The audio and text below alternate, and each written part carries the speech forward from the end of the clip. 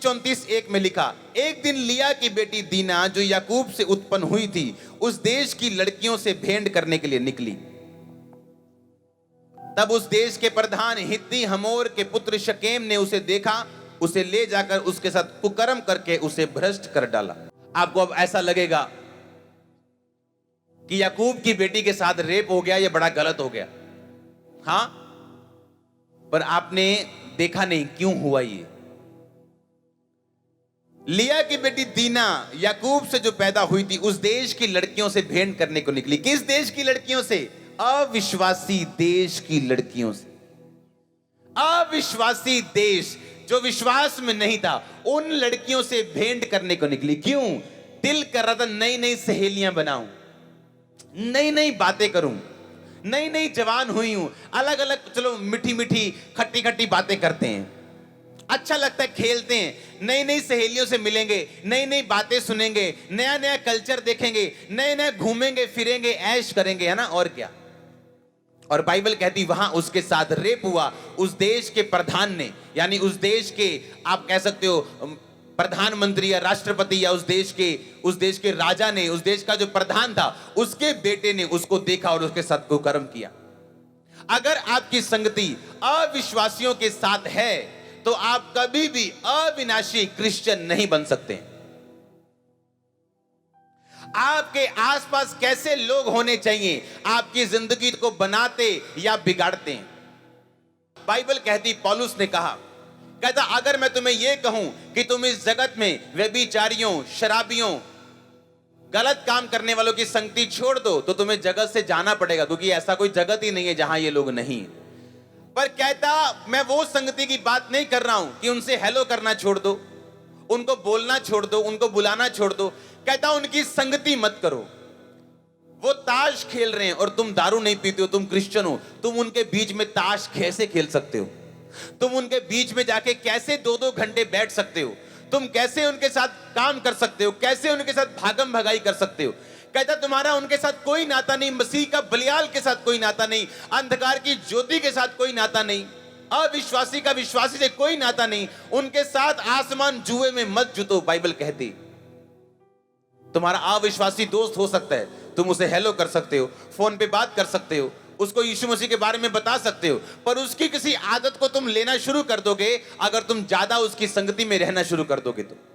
चाहे आप जितने मर्जी अच्छे क्रिश्चियन, अच्छी चर्च में जाते हैं, अगर आपकी संगति सही नहीं है तो आप अविनाशी क्रिश्चियन नहीं बन सकते। आप ऐसे क्रिश्चियन नहीं बन सकते जिसको नाश नहीं किया जा सकता।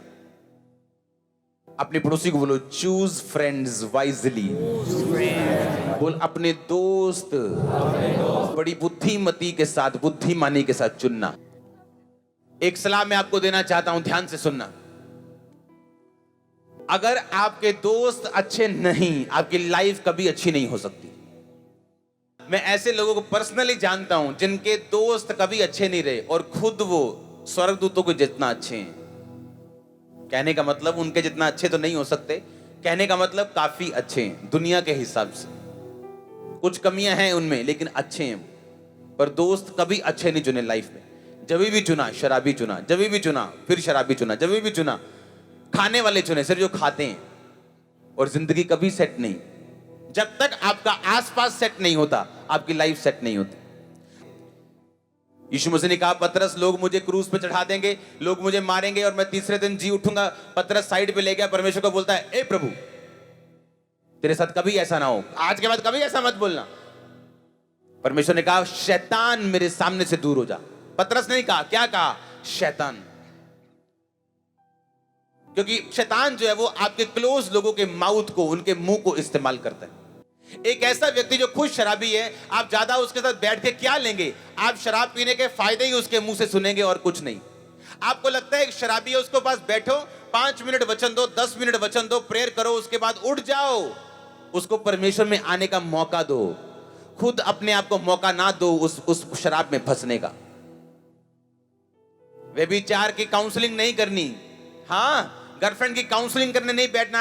हाँ मैं तुझे बताऊंगा, तू फलानी चर्च जाया कर। चलो कोई नहीं, रूह बच जूगी। एक बहुत रूह हैगियां बचान लई, बहुत बुजुर्ग बैठे हैं बचान लई, पर तू कदी उन्होंने नहीं बचाया। हाँ जवान तेनू दिख दिया बचान ली। बाइबल में लिखा व्यभिचार से भागो, भागो वहां से।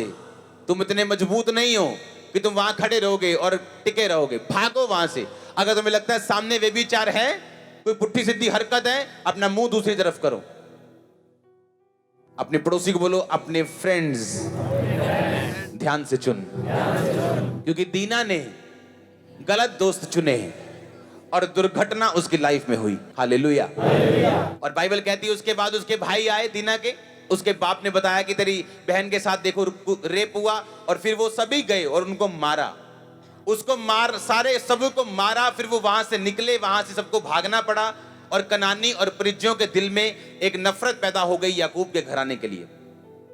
एक गलत आदत ने पूरे परिवार को डिस्टर्ब कर दिया। आप इमेजिन करो, आज लोग 1200 का कमरा जब बदलते हैं, 1500 का, 3000 का कमरा जब अपने घर के किराए के कमरे से दूसरे किराए के कमरे में जाते हैं, कितना ट्रबल होता है उनको।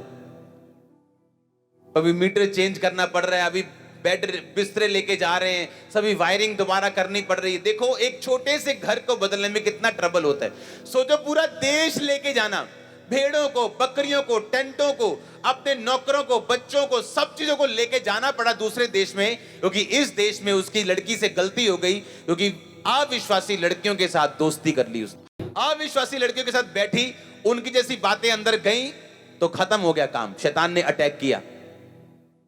अपनी लाइफ में मौका ही ना दो कि दुर्घटना आपके साथ हो, और यीशु मसीह के नाम में आपके बच्चों के साथ दुर्घटनाएं कभी ना हो, रेप्स कभी ना हो, अंधकार की शक्तियां कभी अटैक न कर पे आपकी फैमिली के ऊपर।